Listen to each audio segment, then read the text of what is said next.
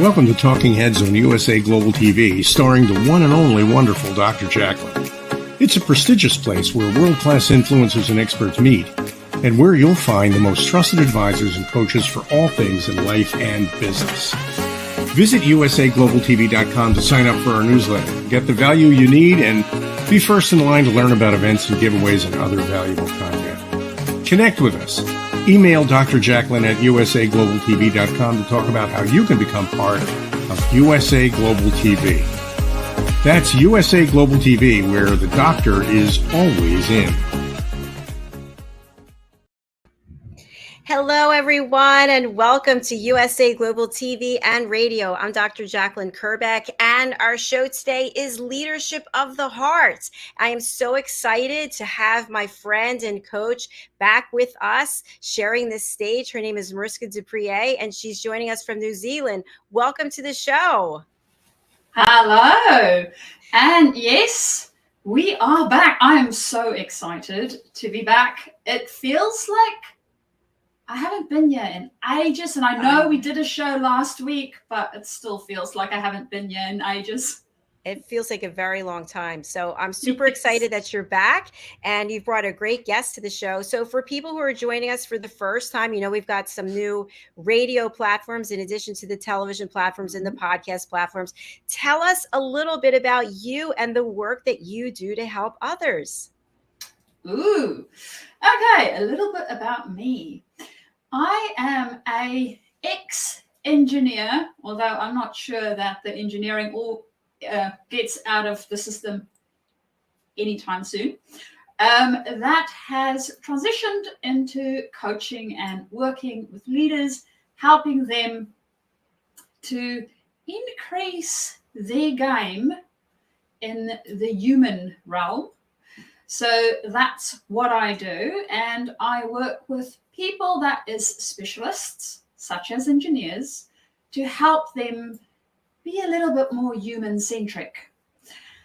So yes, that is very exciting. I also, of course, have a couple of shows on Talking Heads. So if you guys want to browse the YouTube channel, you can find me there.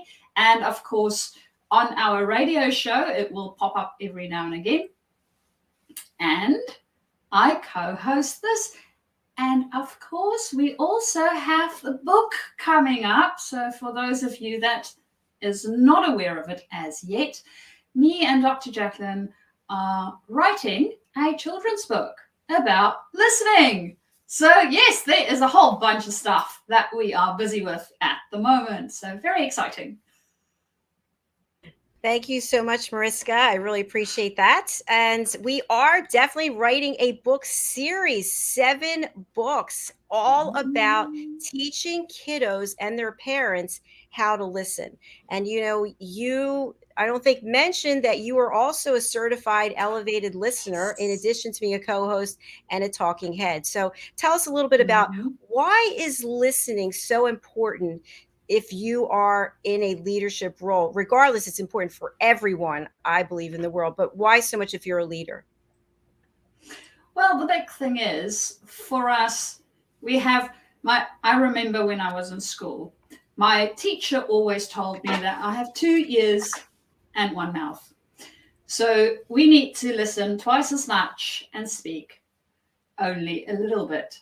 And I do think that that applies in leadership as it is in life, because we already know what we think. We already know what's going on in our own heads, but we do not know what's going on for our team and for the people around us. And the only way for us to find out what's going on for our team and the people around us is to listen. Not to listen to answer, not to listen to try and solve a problem, to really listen to understand. And that is one of the things that we want to help people learn from a very young age in the book, so that they can learn how to listen in a way that would help them and others.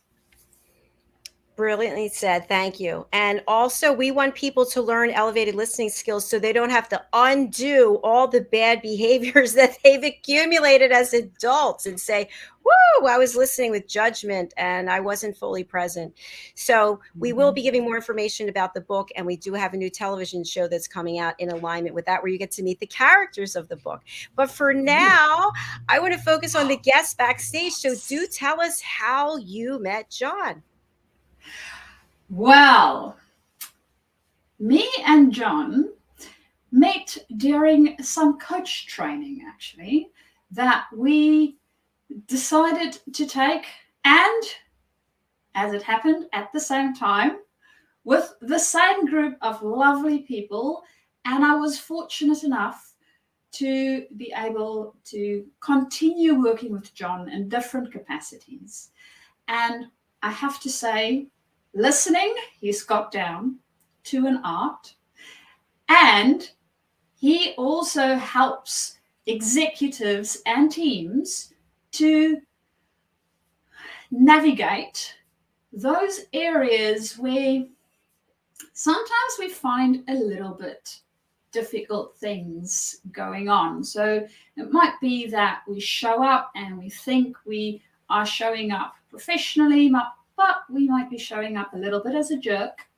Or alternatively, there's things that happen within our environment and we don't quite know how to handle it. So we have a tendency to step back, and it's not actually effective leadership either. So John helps people in those type of areas. And of course, that is enough of me telling you what John does. I would rather like to hear from him. Welcome to the show, John. Nice to have you. Thank you so much, Dr. Jacalyn. Thank you, Mariska. It's a pleasure to be here.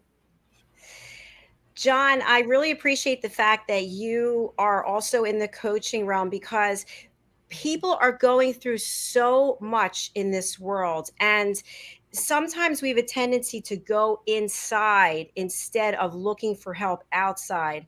And I know that you help people with that awkwardness in that uncomfortable zone that we want to stay away from. We want to be comfortable, nice and warm in our blanket.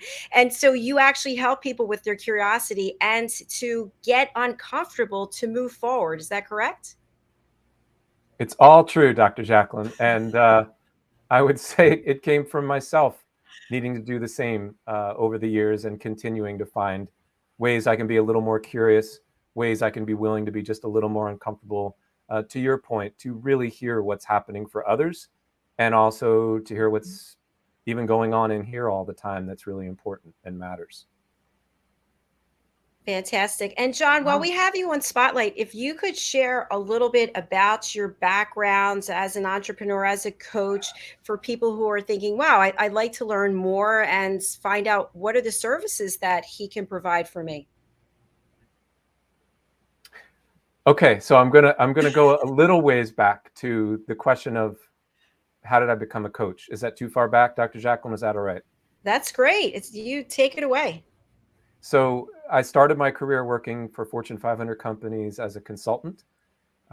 Actually worked in the building at the time. Scott Adams, the author of Dilbert, was there. So I worked in a Dilbert cube, for those who get that reference.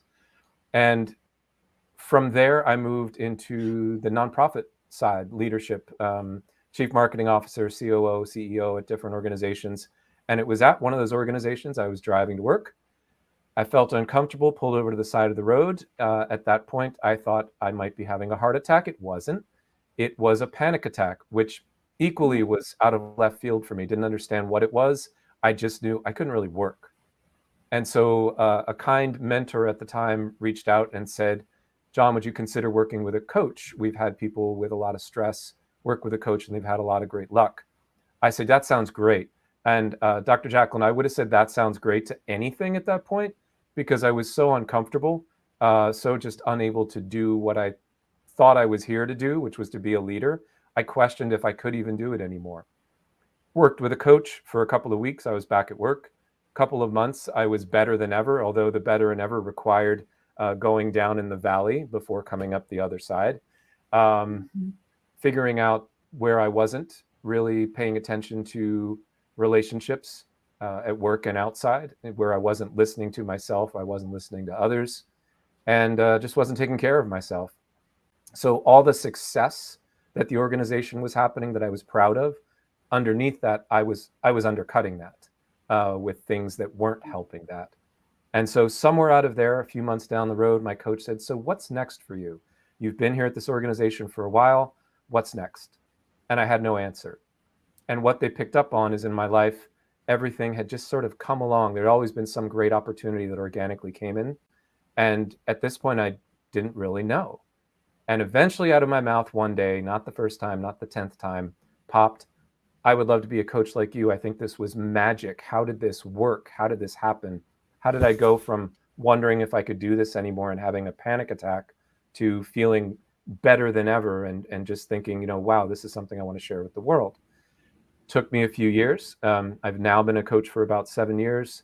And in that time, I've worked with leaders from all industries. I still work with a lot of nonprofit leaders, but also a lot of for-profit leaders around North America, some in Europe.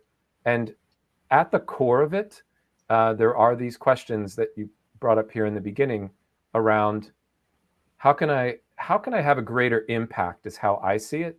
And I think somewhere in there has to be a little curiosity, a willingness to be uncomfortable that really leads people forward. So I'll pause there. Thank you for your transparency and your honesty. Just by sharing that alone really helps people, because many people feel like they're having a heart attack and they don't realize that it's anxiety, it's stress, it's a number of things it could be.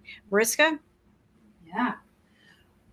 Well, I always find how people get from where they were to where they are fascinating, because no one person ever takes the same route.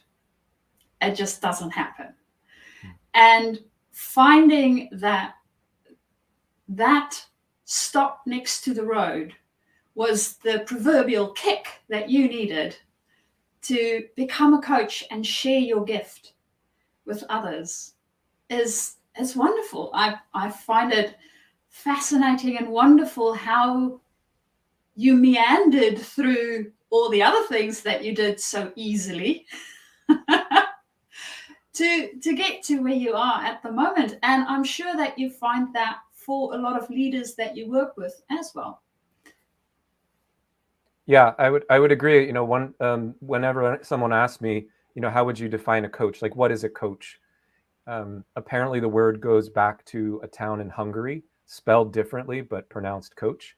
And they made the most fantastic carriages in the world hundreds of years ago. And so they became known as coaches. Those were the creme de la creme. And at the core of it, a coach is, for them, a carriage was something that took you from where you are now to where you really want to be. And as I would say, with a little more grace, with someone who maybe knows the territory and can help, guide you around some serious swamps or deserts or, poisonous snakes, I don't know. But just some in some way there can help get you where you really want to go faster, maybe making it a little bit easier. And to say all that, I don't think everyone needs a coach all the time. I think they can help us go faster. I work with coaches too to help me go faster towards the things that really matter to me, or simply to figure out what really matters to me now. I was really clear for a long time what really matters to me now. And that's not just something always we can figure out ourselves. Somebody said, we can't read the label on the jar that we are in. So this set of habits that we are, this mindsets that we are, we can't always see that. So simply being able to talk with someone else who, again, coming back to listening, can really listen and listen for those things that could be enlivening to us, that could be possibly holding us back, and being able to reflect them and partner with them to figure out how to move towards what it is they really want. John, thank you for sharing that. And you mentioned that not everyone needs a coach. And what I'd love for you to expound upon is some people are afraid to get a coach because they don't want to do the work. And I've had people tell me this, like, oh, you mean I can't just hire you and it's all going to be fixed? No, you actually have to show up and do the work. So what do you share with your clients? Then Mariska, I'd love to have you comment on this as well. Yeah, it's a great lead in. Yes, work is required. That is true. I think I talk about it a lot of as the differences as I see it between sort of coaching and consulting, and then perhaps coaching and therapy.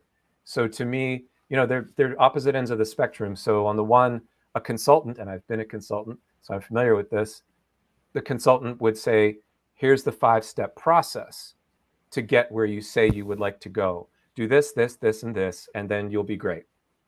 The coach, on the other hand, while at some time they might provide, a tool, a teaching, a framework, they're more interested in why is that important to you in the first place?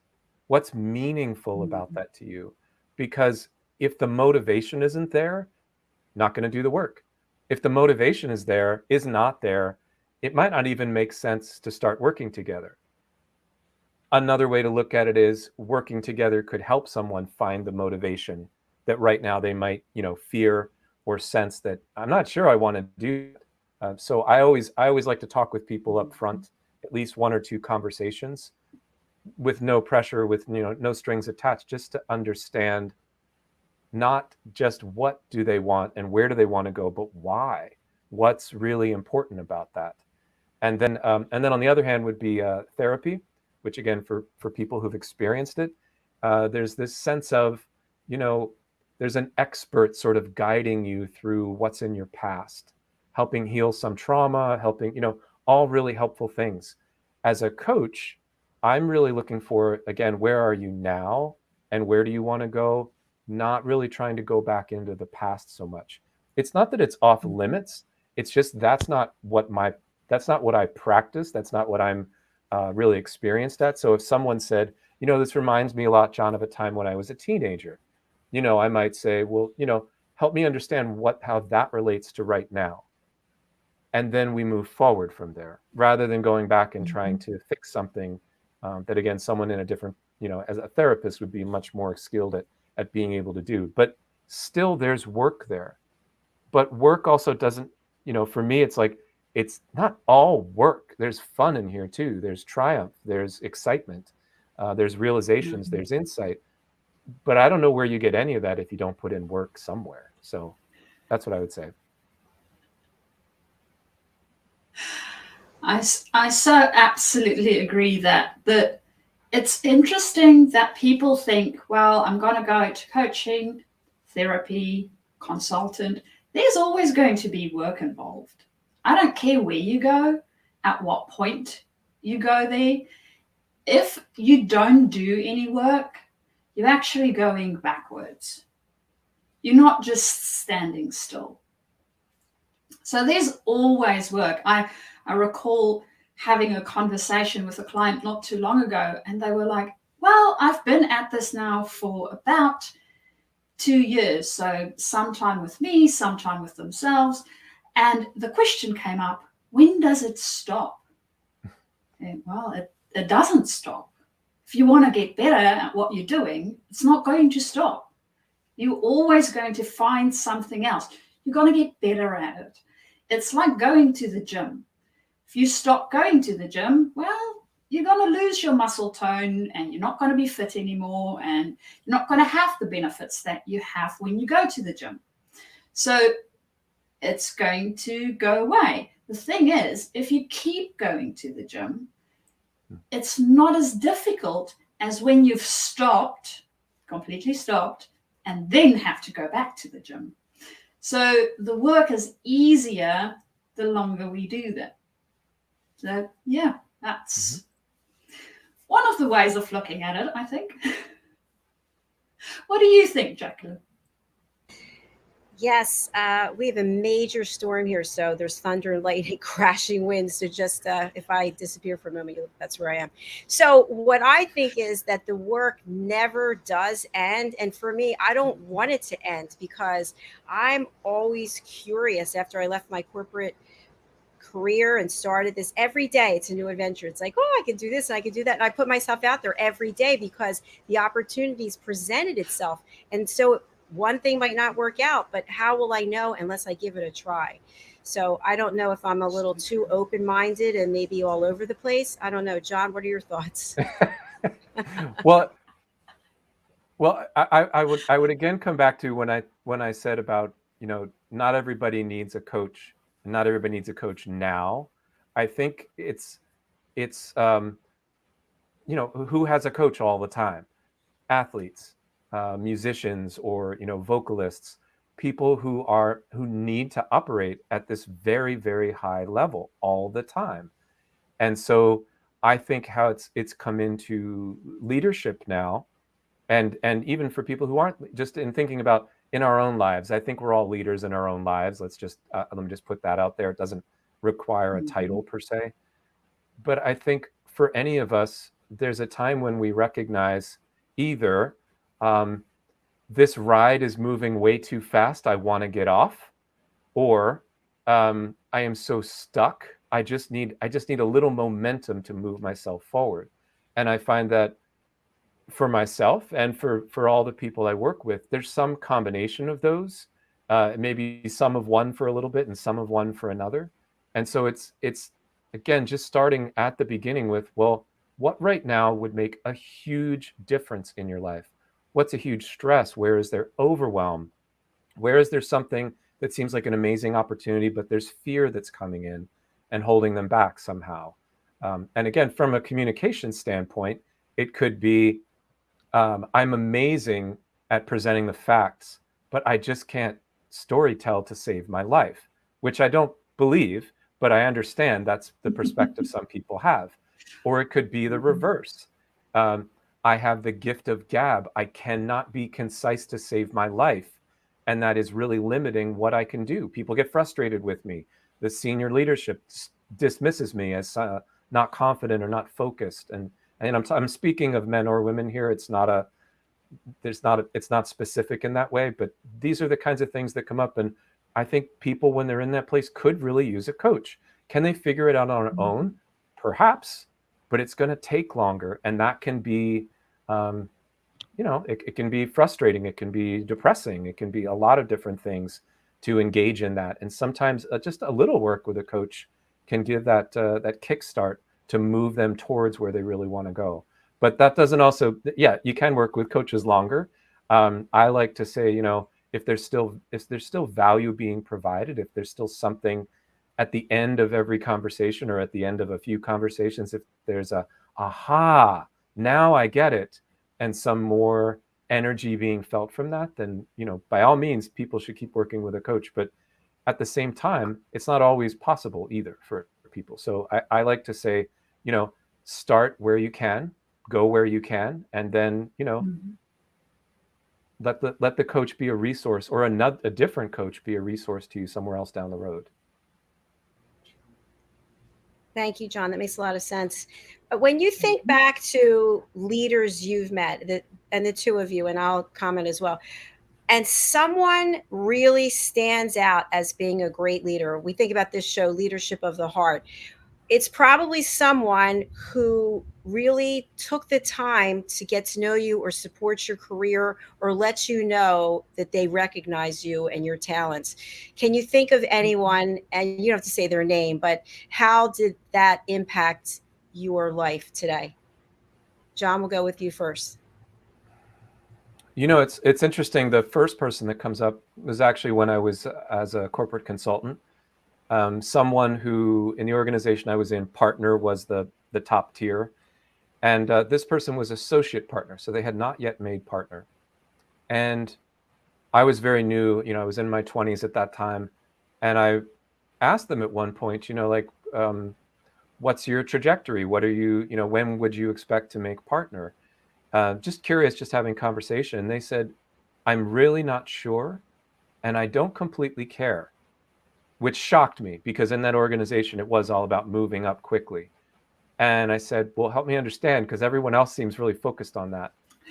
And they said, every day I leave the office at 5. if I'm in the middle of a conversation, I say, call me in my car in 15 minutes, and I'm happy to have that conversation on the ride home. I am home for dinner every night with my family when they're in town. Sometimes they would travel, but they're home every night with their family, and they have a dinner with them every night. And then if they have to do work after, they did.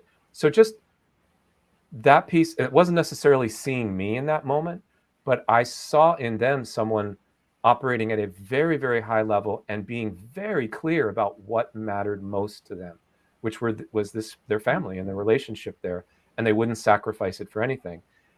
It took them a lot longer to get to partner. I don't think they felt any loss whatsoever. So for me, definitely in the entrepreneurial world, but even before that, I've made choices that's prioritized the relationships in my life that really matter. And that's had a different set of choices for me, but I wouldn't go back on any of those at any time. So I'll give Mariska a chance to weigh in, and I'll come back with another one if there's time. Wow, I love that. And it's interesting how I think people have an impact on us, whether they realize it or not. Jacalyn, when you asked the question, the person that popped up for me was one of my early leaders that I had within my career. And I remember that I always looked up to this person, and yet we had these conversations where they would admit to struggling to delegate or having a hard time with certain things. And I thought, this is so fascinating. I thought that they had it all together and they had it all figured out, because that's the way it sometimes seems, but yet they don't. There's things that they still struggle with. There's things that they're still going through where they need to figure things out. Yes, in certain areas they were really comfortable and good, especially technical, being more of an engineering mindset. This person also had no problem whatsoever when it came to any technical things. But when it came to people, it came up, and I appreciated the fact that they were open about, hey, sometimes I don't know how to delegate. It's easier for me just to take on the work myself than to try and convince somebody else to do the work for me or within the team or whatever the case might be. And then I thought, well, you make it so easy to actually do the work, because for me, you give me clear instructions and I can go off and I know exactly what I need to do. So it's nice and easy for me to be doing it. So within that space, I think I appreciated the realization more and more that, yes, leadership for every person is going to look different. And we never know what that other person is thinking until we have that conversation. So that's what I appreciate about the leaders in my life that I have been exposed to. Jacalyn, what's your experience? I had someone in my corporate career that, as you know, I retired from in 2020 because you helped me figure it out, come up with the plan. And it was sort of a disruptive approach. And so I had been sick, as you know, ulcerative colitis and psoriasis and eczema. I've been sick for a lot of my life. And I'm traveling all over the world, selling meetings and events, employee recognition programs, running to the bathroom. And finally, this person said to me, he said, do you think that you still have the energy to do this job? And at the moment he said it, I was immediately hurt and insulted, thinking that I'd been there for so long. But then I stepped away and I realized he gave me a gift, because he gave me the opportunity to actually think about doing something else. And in that, I started feeling excitement that maybe I wouldn't be sick anymore, because maybe I was sick because I was doing something that I shouldn't be doing anymore. And lo and behold, it all worked out. So I don't know that's the answer that I thought I would be sharing, but that's what came up for me. Great story. Wow, it is. And it's interesting. I mean, we had the one question, right? And all three of us had different experiences of leaders within our life, which I find fascinating. And of course, we can all recognize leaders who are not so great, who don't really treat people by leading with their heart. But John, what would you say are some characteristics of a good or great leader? Yeah, I've been asked this question a few times. I think I've told MARISKA before. I've answered this with my top 5. So I'm going to stick to it. So my first and foremost is around self-care, or putting ourselves first.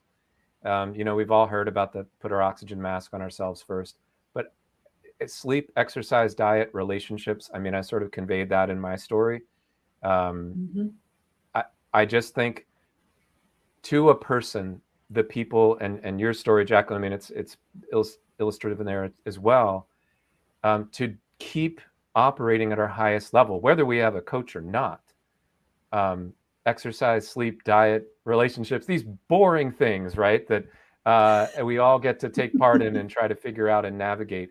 But the people who focus on these consistently, that doesn't mean we always get it 100% right, but it's like we keep coming back to it. We keep focusing and saying, how can I do these things maybe a little bit better to have the most energy I can to be able to bring to whatever it is that's important, whatever I'm trying to make happen. My second is reflection. And what I mean by that isn't just that someone does it once a year, but that it's ongoing. It's a habit in itself. And, daily, weekly, monthly, quarterly, yearly, and, some people say there should be even bigger, better ones every 5 or 10 years. But some kind of reflection that really gets to, again, what's most important, how am I doing based on where I say I want to go, and maybe what other resources can I bring in at this point.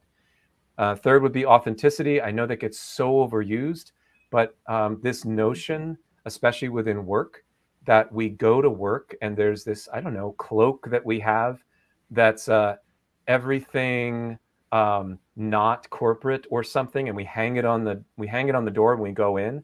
And so there's a different John that shows up. There's a different leader that shows up. We leave out some of those things. I think a lot of those things are the best parts of what's in there. So authenticity, I just want to be clear. I don't think authenticity means, again, if you have a tendency to be very aggressive, well, that's something to be looked at. You can't just say, well, that's just who I am. But I think authenticity to a high level is really important. Resilience, and as I also say, the ability to fail or flop brilliantly, to be able to put yourself out there enough so that you will fall down, so that you will not do everything perfectly, because that's where the learning is. And then in that place of floppedness, in that place when we're down, is to recognize in that moment there's momentum, there's learning, there's something from this that I can bring back to go even higher from where I just was. I'll get back to that one in a moment. Just to say, my last one is humor. And actually, MARISKA and I were just talking about this recently. I really believe that humor, laughter, if it is not present in a work environment, in a personal relationship, I always think there's something missing. And I understand that's just part of me. I really like to bring more humor in. But I also notice whenever there's a team that I'm working with or a group, when there's laughter present, there's a lot more transparency in their communication. There's a lot more authenticity. There's a lot of curiosity happening. So those are my top 5. If I can, just to quickly go back, the fourth one, resilience. And I actually decided to take a Whitewater Kayaking introductory experience this weekend. I've never done it in my life. It was 7 hours in 90-degree heat. It was awesome.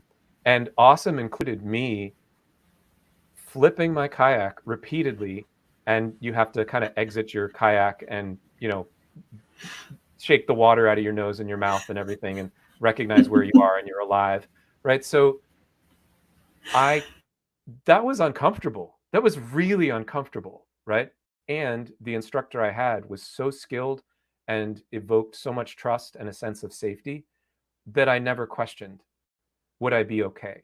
And so I think in the same way, as leaders, as coaches, I think we're aiming for that same high mark, that when we provide that trust and safety, it allows people to take these risks. It allows people to test and grow their own resilience, and hopefully with a few laughs. And I'll pause there. I love that. I can just imagine seeing you out there and that first flip. It must be really either incredibly invigorating or terrifying. I don't know, but to continue doing it, and it's dangerous as well. But you just put that part of it outside and just focus on the experience, right?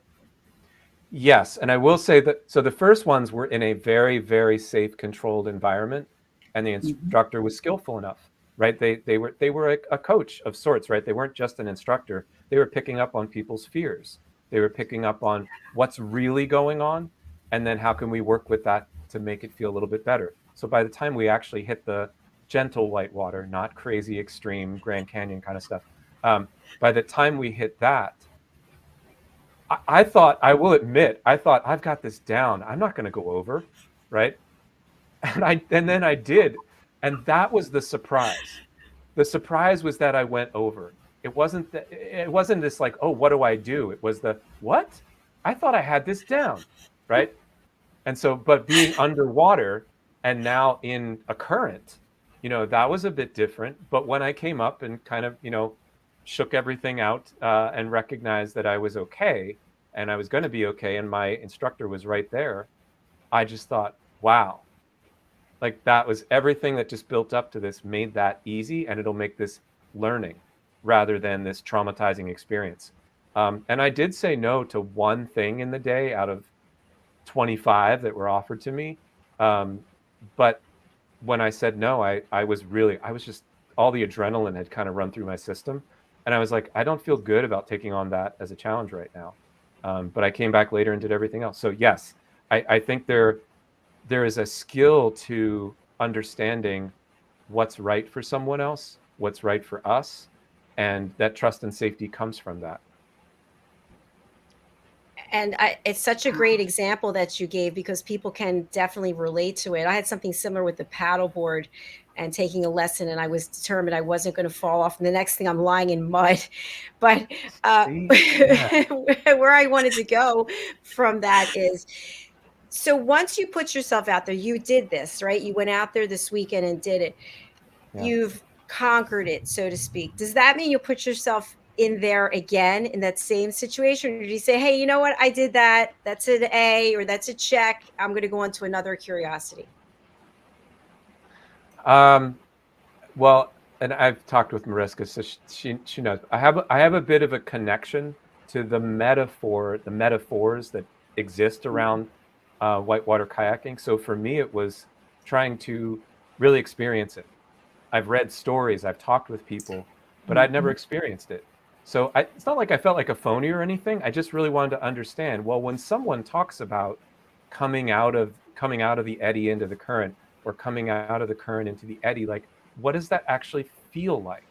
What does it actually feel like? And what else is going on? Well, now I know what else is going on. So I think to answer your question, Jacalyn, I don't think I could have answered that going into it. I didn't have a plan besides, hey, I just want to kind of understand this and get to know it.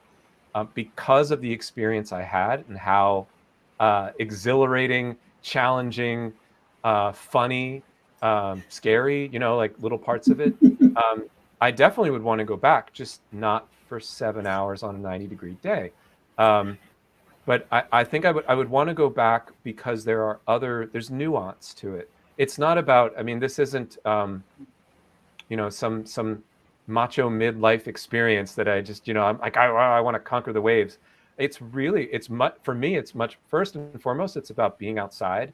Like this is a wondrous area to be in that you can't go in unless you're going to be, put yourself in a kayak. Like there's things you just can't go to very easily. But also, besides that, it's just the calming. That was the thing all along. It was how can I get a little more peaceful right in this moment? And the instructor, he never said that, but that's what I sensed when I watched him. It's just a peacefulness in it. And yes, there's practice, but I think it was sort of surrender, if you will, just being able to go, I don't have control over this. There's things I can do, and I know what to do when those things don't work, and so it was sort of in that way. I actually tipped over and came out of my canoe once, kayak, and underwater, I did a somersault before I came up. Now, I didn't realize I did this. I was so disoriented, I didn't know which place was up. So I just was kind of going around trying to find it. And I came up, and he pointed it out. He's like, "Did you just do a somersault?" And I said I did, but I said it wasn't on purpose. Oh, it was brilliant. And the other people were like, "You look so calm, you look so relaxed." I was like, well, I understood that panic wasn't helpful. And so I think, when I look at why would I go back, is to keep reminding myself, panic isn't helpful, for myself, for other people, regardless of our situation. And so, and also there's a nice community there who also are sort of playing with the same thing of, right, what's the edge of fear for me that's reasonable, that's not about adrenaline, but just how can I use this in my life, not just as a metaphor, but really to learn, and train myself. How can I approach any situation with a little more curiosity, willingness to be a little uncomfortable? Thank you, John. Yeah. And again, I just love that example that you gave because it's such a good one on many levels. There's the physical part of it where you are physically challenged to do something. Then there's the mental part, the emotional part, and then there's also what could possibly happen. So you could have gotten injured. You could have encountered some type of wildlife that was not happy to see you there. But yet, so this is how life is, though. We have all these layers of things. And if we get so bogged down in the what ifs, we're never going to be doing anything. We're just going to be sitting in a reactive, fearful state. Yeah. What I really enjoyed about that is, to me, on a bigger level, it's almost the same as what you take your clients through when you coach. You have them in this controlled environment where they can try things out and practice stuff and capsize their kayak and see whether they can come out of it and make sure that they're okay. And then you put them back into the wildlife or work, in their case, and they can actually go and do it and hopefully not be surprised if they do capsize their little kayak, but have the tools to be able to get out of it again. So yeah, it's a great, I like that, Mariska. I'd never actually thought of it that way from the sort of bigger picture of that, but it is. I mean, if we're talking about a coach right at the beginning, it's a coach on water maybe, right? But it's this. To me, it's like at the even when I'm working with a coach, it's like, how deeply am I willing to look inside? How deeply am I willing to say, this is what I really want in my life? And I'm not necessarily talking about millions of dollars in a yacht, but it could just simply be a little bit of peace, right? Maybe this thing that's important to me. But my sense is it starts with being willing to, I think all leaders start with, we make a commitment to something. And it's the size of that commitment. It's a little bit of scariness in that commitment. That's what makes it real. And that also is what requires us to learn and change. If we make a commitment, we say, I'm going to do that, and it requires no learning or change, it's not much of a commitment. It's just kind of a to-do, go to the grocery store on Sunday. Not much of a commitment, at least for me. I don't know. I might feel short on time, but it's not much of a stretch. I don't have to learn much of anything to go grocery shopping. But if I said, what's important to me is I really want, let's just say I want this promotion. Well, what's that promotion mean to you? Well, what comes with that is additional money, resources, and the ability to call a few more shots in my life.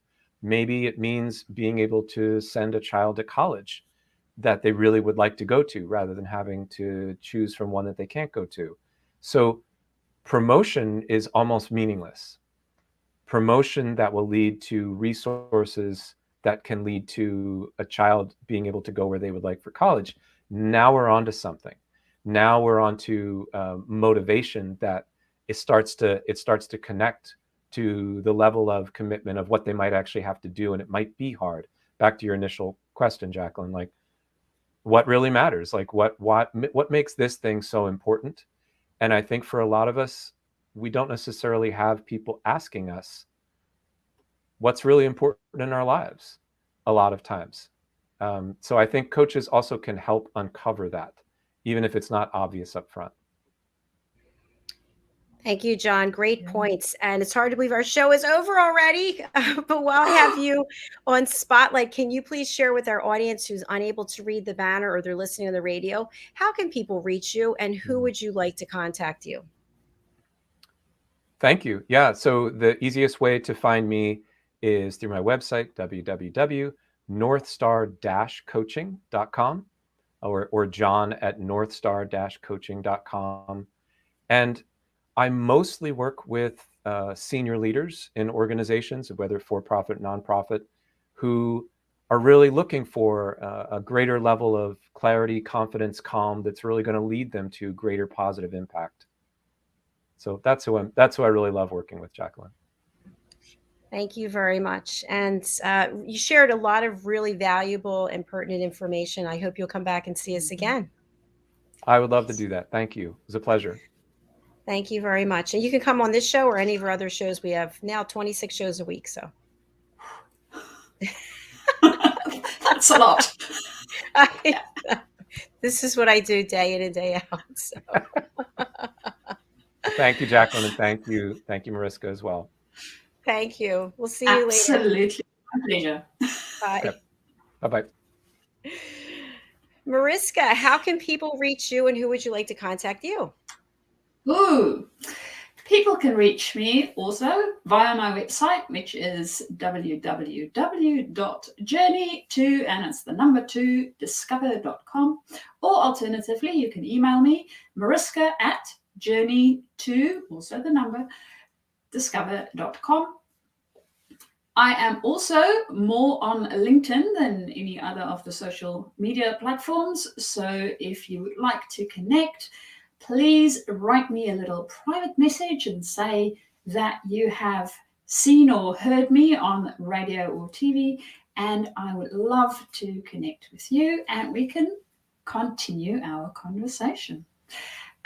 People that can connect is anybody within the specialist field that wants to move into leadership, or even that is within the leadership field that wants to level themselves up and need to get some, human skills sorted out in the process. So that is the people that I normally work with. Thank you, Mariska. And when can we expect to see you back on Talking Heads? Ooh, good question. So not this week, and next week I am going to be back on Talking Heads. There's a few more lessons coming, and I know you guys have been waiting for the very last one in our communication series. So yeah, very excited about that as well. All right. Well, we're excited to have you back. Very nice. Okay, I'll just close out the show and thank you again for being here, and thank you for bringing John. It is absolutely my pleasure, and loved having John here. And of course, having his kayak story just opened so many things in my brain. It's not even funny. So I'm sure we're going to have lovely conversations after this as well. I agree with you. All right, thanks again. Bye. Bye. Hello, everyone, whether you're watching or listening, thank you so much for being here. I just want to give some brief information about the shows that we have, and then a little invitation for everyone. So I'll just go through them very quickly. I don't have all the graphics, but I probably have about 20 of them. So we have Secrets to Timeless Beauty with my co-host Katrina Valente, joining us from Dubai. We have our new show, which is in alignment with the book that Mariska and I are writing, one of 7, The Amazing Adventures of Lady Ella, the Listening Mentor, the TV and radio show. So for those of you who don't know, when I'm not on this platform, I also have another business, drjacalyn.com, where I'm a certified life and career coach, certified meditation teacher, and certified yoga instructor. And I teach people how to listen at an elevated level. And Ella is my great niece. She is 9 months old. And so together, I should have pointed out, all of these animals on the book cover represent people I've certified as elevated listeners. So they actually have taken the power of listening and they're certified, and their characters are going to help us help children and their parents learn how to listen. Okay, also in that alignment, we have a new course under the power of listening, Nature, Plants, and Shrines. And I'll be putting together a promo for that tonight. We have on our platform here A Woman's Prerogative. We also have The Art of Creating Mental Health Wealth, The Epiphany Process with Janetta Barry joining us from Oxford, England. And we have What's Trending with Kathy Fulton, who is joining us from Virginia. We have presenting Pet Psychic Amina, and Amina is located in California. We have Loving Longevity with Annie Bush in Florida. And Aging Gracefully with Humor, also Kathy Fulton in Virginia. And we have our woman show, A Woman's Prerogative, a show for women, by women, about women. And this week we will be talking about a woman's body and her right to choose. That should be rather heated. And we're also going to have our Global Homes and Gardens. We have the United Kitchens, our cooking show with Ricky McKenna, and she is in the great state of Texas. We also have Adversity to Awesome. This is my second book, as you can see in the corner, that I just published not that long ago. I think in May, it became an Amazon #1 bestseller. And this show is where people share their stories of hope, inspiration, and overcoming adversity. We have The Power of Etiquette and Manners. My co-host on this one is Philip Sykes. He is in London. And we have Authentic Achievements with Kim Adele Randall. She is also in London. And our new show, Who's Listening Game Show. This is for certified elevated listeners like Mariska. We are going to be competing against each other, seeing how well my team is actually listening. And there'll be fabulous prizes and gifts for people who are joining us for that. We have our men's show, Wild at Heart, Real, Authentic, Uncut. And my co-host for this one is Roland Friedel. He is literally in an RV driving through Europe for the next year. And he came up with this show, which is terrific. We have The Wise One, starring Red O'Loughlin as my co-host. He is joining us from Texas. And we have The Corner Bookstore, Diane Floyd-Bame, also from Texas. We have The Business Talk Show with Mr. Al Cini from New Jersey. And let's see what else we have. We have the Elevated Listening Community. As I mentioned, this is a community where people who want to listen at a higher level are there. And of course, we have my show, The Listening Mentor, that I do every week with Caroline Heward. We look at role plays of effective and ineffective listening skills. And a new show coming up is a spirituality Christianity show, which has not been named yet, so stay tuned. And we have Leadership of the Heart, which is where we are right now. We also have the United Kingdom News and Culture. And I have 3 expert correspondents from the UK joining us. Simon McDonald, who is a celebrity chef, a television presenter, and he is the head of the fisheries for Scotland. And we have Ian Pelham-Turner and Helena Shard. They are the royal photographers and the royal commentators for the British royal family. And going on, we have our Talking Heads panel. Mariska is one of our Talking Heads, and our panel gets together once a month, and I give them a topic 5 minutes before the show starts, and they then have a conversation, and in some cases, they may not have even met each other. And of course, our Talking Heads show. And I think the Film and Music show is the last one that I have a graphic for. So That's a lot of shows, and they're not even all up there. If you'd like to be a co-host, if you'd like to have your own show, where I'm going with this platform is I want to be on here less. Like, you don't see me. I'm producing, I'm writing, and you're on here more. So we are having a special 4th of July sale. If you'd like to have your own 30-minute show, or you'd like to be a talking head, one of our expert presenters, or if you'd like to be on our elevated listening team, my course is $257. It's on sale for $49. What? Yes, you can get certified, have your headshot and your certificate on drjacalyn.com, have your headshot on usaglobaltv.com, and you also get to be on our listening mentor show. So everyone knows that you listen at an elevated level. So I'm sure you're sick of listening to me because I'm sick of talking. So I'm going to say goodbye for now. And thank you to Mariska, and thank you so much to John, and thank you to each and every one of you. If you're listening or watching on our YouTube channel, USA Global TV, please just click subscribe. We have 90% of our audience is men on YouTube. Where are the ladies? Ladies, are you out there on YouTube? Can you just hit subscribe? Subscribe. We would love it. All right. Thanks. That's all for now. Take care of yourselves. Bye.